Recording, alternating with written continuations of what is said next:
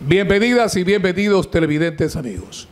Esta mañana vamos a dialogar con un distinguido profesional del derecho, el señor abogado Josué Sánchez Fajardo. Conocer precisamente sobre la situación de justicia que vive actualmente el país. Y para ello es importante que ustedes conozcan una parte del perfil del doctor Sánchez Fajardo. Él es diplomado en criminalística.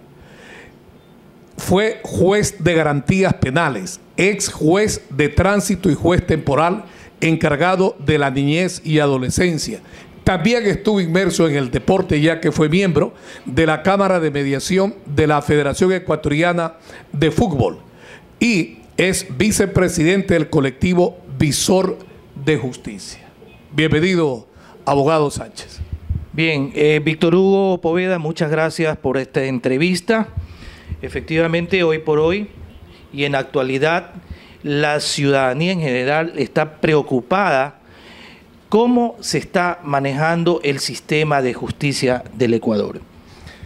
Doctor, ¿qué es el colectivo Visor de Justicia cuando estamos analizando precisamente el tema de las nuevas autoridades y en la presente semana se van a entregar las credenciales a las nuevas autoridades del Consejo de Participación Ciudadana y Control Social?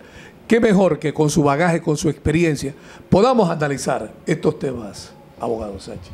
Efectivamente, Víctor Hugo, hoy por hoy tenemos un nuevo reto en la historia de la República del Ecuador. Efectivamente, en lo posterior, en el futuro, el nuevo Consejo de Participación Ciudadana y Control Social se hará presente para un nuevo reto, es decir, el nuevo reto de la representación ciudadana en las entidades de control a nivel de la República del Ecuador.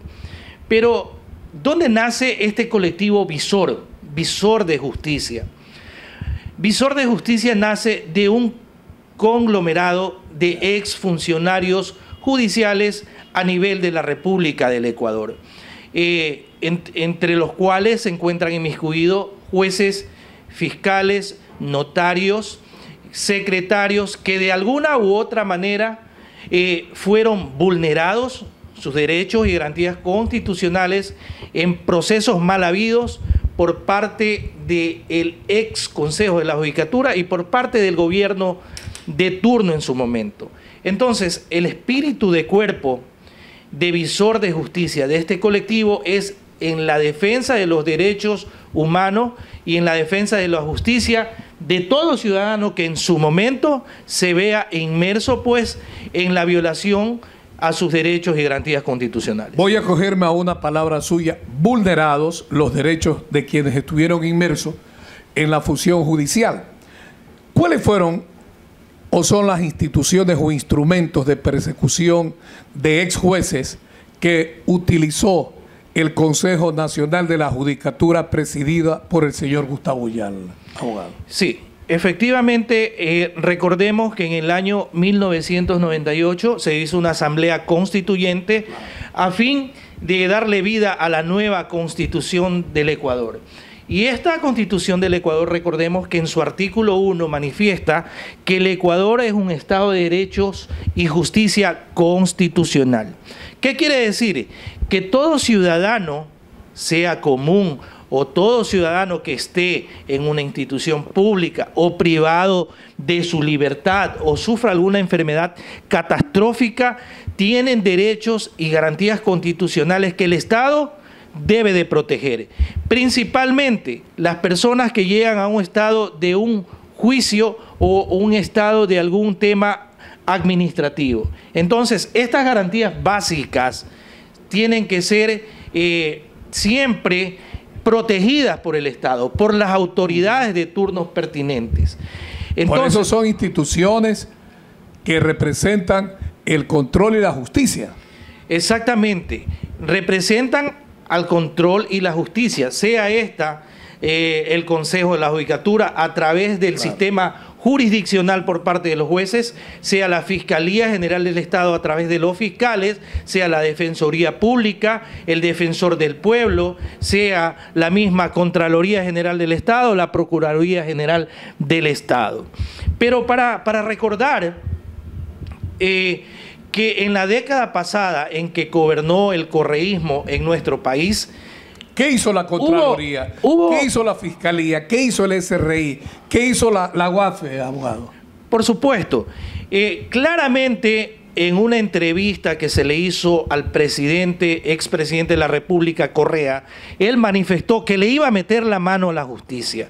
¿Y cómo le metió la mano a la justicia? Es decir, cómo tuvo el control total de las entidades de control a través de la persecución no solamente a jueces y fiscales, sino al ciudadano común, y no solamente esto, a los actores políticos que en su contra en ese momento ejercían su derecho de opinar en contra del gobierno de turno o del gobierno que en ese momento pues gobernaba al país. Se utilizó para el efecto, efectivamente, tanto a la Fiscalía General del Estado, se utilizó a la justicia por intermedio de los jueces, se utilizó de una u otra manera a los medios de comunicación que en su momento también fueron secuestrados por parte de este gobierno de turno, y fue por ello que muchos ciudadanos fueron perseguidos, muchos ciudadanos fueron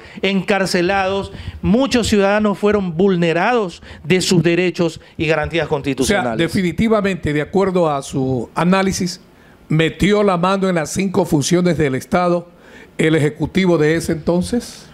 Así lo fue, así lo fue. Y uno de los antecedentes más notorios fue de unos videos relacionados que salieron a la luz pública por una periodista de nombre Patricia Poleo.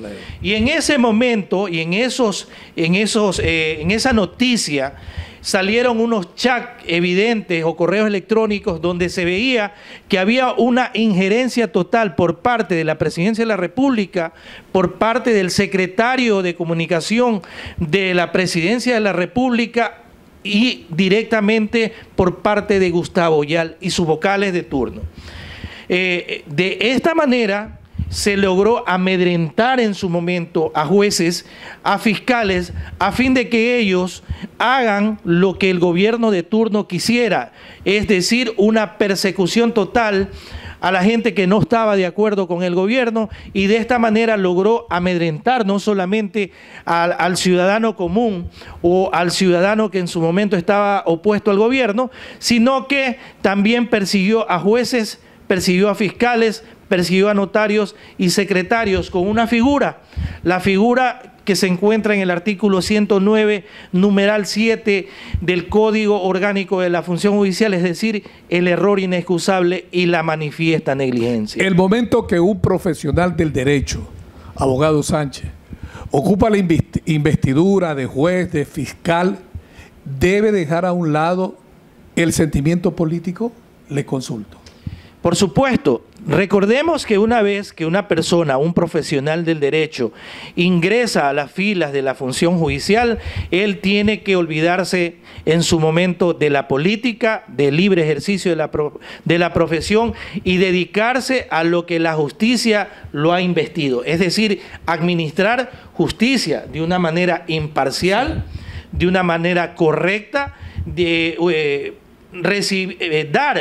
dar más que todo una justicia transparente, sin que nadie le haga presión en ese momento a una autoridad como lo son los jueces, como lo son los fiscales en su momento.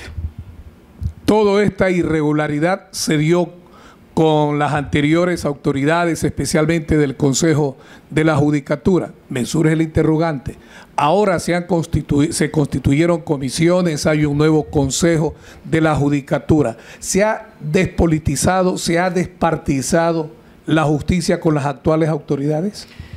Muy buena pregunta, Víctor Hugo.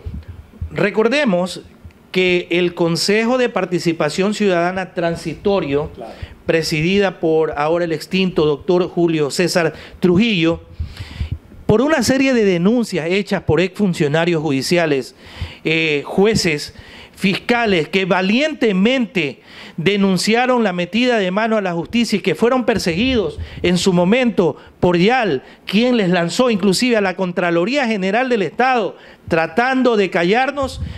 Y por este motivo no lo hicimos y acudimos a las entidades de control, en este caso a la Asamblea Nacional y al Consejo de Participación Ciudadana, y el Consejo de Participación Ciudadana y Control Social cesó de sus funciones a Gustavo YAL porque declaró que efectivamente estaba metiendo la mano a la justicia. Hoy por hoy existe un nuevo Consejo de la Judicatura que fue electo por concursos de mérito y oposición.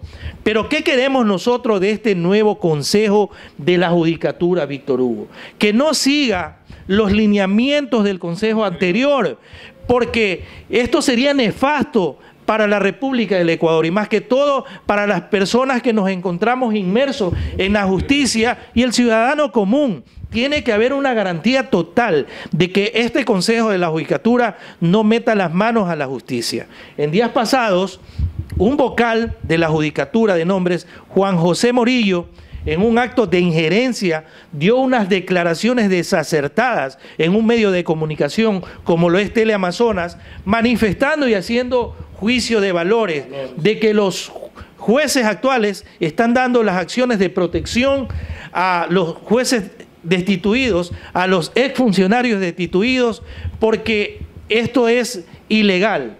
Da a entender este funcionario de la Judicatura que el espíritu de cuerpo trata solo de temas de mera legalidad y que no han sido violentados derechos y garantías constitucionales a los exfuncionarios judiciales, Víctor Hugo, cuando ya fue declarado por el mismo Consejo de Participación Ciudadana y Control Social que los funcionarios judiciales fueron destituidos ilegalmente.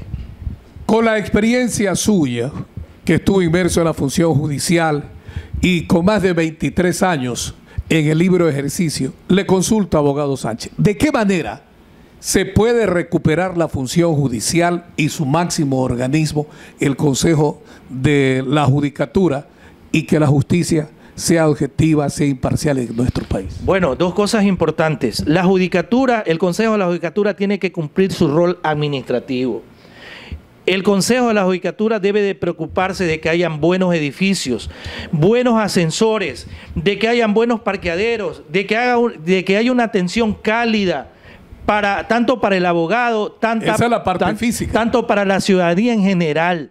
Pero en temas ya netamente jurisdiccionales, los jueces no tienen al momento jefes.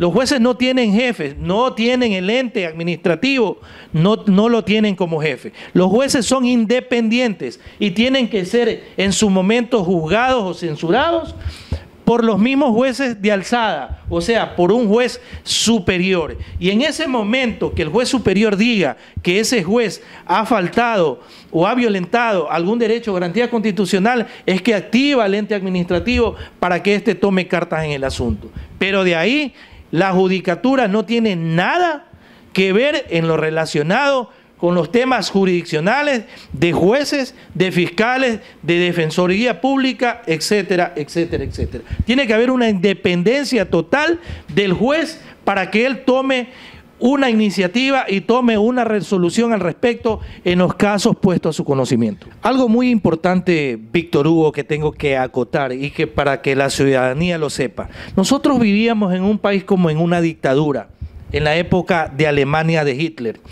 ¿Cómo se hizo la persecución a jueces y fiscales? ¿Cuál era el lema del gobierno de ese entonces? Mete preso a un juez, mete preso a 2, 3 jueces y fiscales y vas a ver que todos van a ser sumisos a la justicia. Por supuesto, tenemos los casos más relevantes.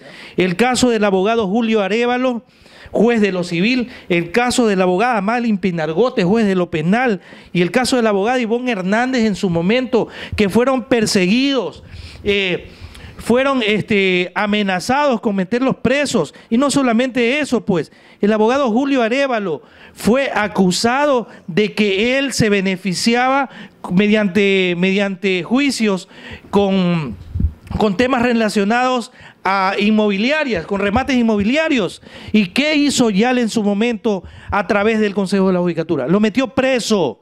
Lo metió preso y no le encontraron la figura jurídica y se inventaron otra figura jurídica, mi estimado Víctor Hugo, y lo tuvieron preso 1 año y medio. Usted también hablaba de un comunicado directamente emanado desde la función ejecutiva, desde la Presidencia de la República. ¿Hay soporte? Sí. Tenemos un oficio circular, el oficio circular de fecha 19 de octubre del 2013. ¿Lo pueden ver las cámaras? Que lo tenemos para que el ciudadano lo vea y lo analice, donde directamente el presidente de la República le daba órdenes al secretario de la Presidencia que le diga a los jueces que no den acciones de protección en contra del gobierno de entidades similares. Caso contrario, iban a ser destituidos. Pero, Víctor Hugo, ¿cuál es el mensaje que quiero aclarar? Que los jueces fueron perseguidos, como Madeline Pinargote, que en su momento declaró la nulidad en un caso que estaba directamente metido Galo Chiriboga. 66 millones de dólares, sí. La jueza Pinargote declaró la nulidad y después devolvió el dinero. A Chiriboga, al parecer, esto le enfadó, quizás a sus intereses creados, y procedió a perseguirla, iniciándole un proceso penal. Y no solamente eso, pues destituyó como a 7 jueces, en este caso Fondos Global. Y al fin y al cabo, fue el mismo Chiriboga, a través de la Fiscalía General del Estado, que solicitó el archivo de este expediente. Sí, puedes imaginarte tú, Víctor Hugo. Ivonne Hernández, para concluir, Ivonne Hernández, una jueza que vio una acción de protección a favor del empresario Álvaro Noboa porque le habían dictado una prohibición de salir del país de rentas internas. Y esta jueza, aplicando la Constitución, porque tú sabes que tienes que movilizarte como ciudadano a través de todo el país, esto no te lo pueden coartar, porque esta es una violación al legítimo derecho del ciudadano común o de cualquier ciudadano, y a la abogada la quisieron meter presa. La abogada tuvo que estar escondida 5 años con boleta de captura, porque nunca le dieron el derecho a la defensa. Hay un dicho, el que calla, otorga. Y es hora, aunque sea tarde, compadre, de hablar las verdades, todo lo que sucedió en los 10 años del correísmo. Y para ello, precisamente, está el colectivo Visor de Justicia, con la participación de su vicepresidente, el abogado Josué Sánchez Fajardo. Muchas gracias, Víctor Hugo, por esta entrevista.